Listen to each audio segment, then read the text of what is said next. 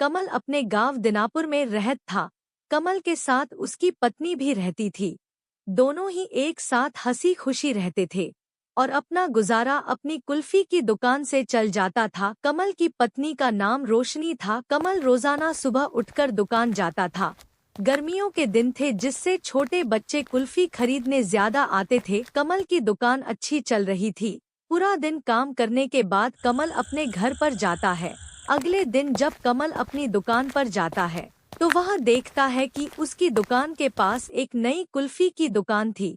कमल अपनी दुकान पर जाकर खड़ा हो जाता है। कमल की दुकान पर भीड़ थी, लेकिन पास वाली दुकान पर कोई भी नहीं जा रहा था। पास के दुकान के मालिक का नाम राम था।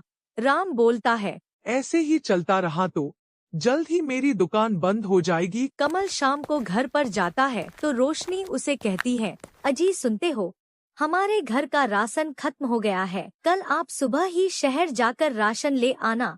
लेकिन रोशनी, में शहर जाऊंगा तो रात तक घर पहुंचूंगा, फिर दुकान तुम्हें ही खोलना। ठीक है, कल मैं दुकान पर चली जाऊंगी।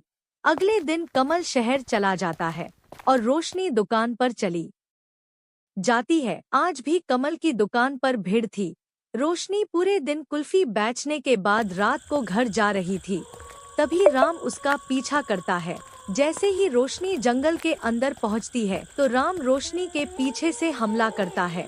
रोशनी को वहीं पर मार डालता है और वहां से भाग जाता है। जब कमल घर पर आता है तो वह रोशनी को देखकर चिंतित हो गया। वह जल्दी से दुकान की तरफ जाता है, लेकिन दुकान पर उसे कोई नहीं मिलता। कमल उदास होकर घर आ जाता है। कमल अगले दिन फिर दुकान पर जाता है और पूरे दिन कुल्फी बेचता है और रात को घर चला जाता है। लेकिन कमल के घर जाते ही एक औरत उस दुकान पर खड़ी हो जाती है और कुल्फी बेचती है।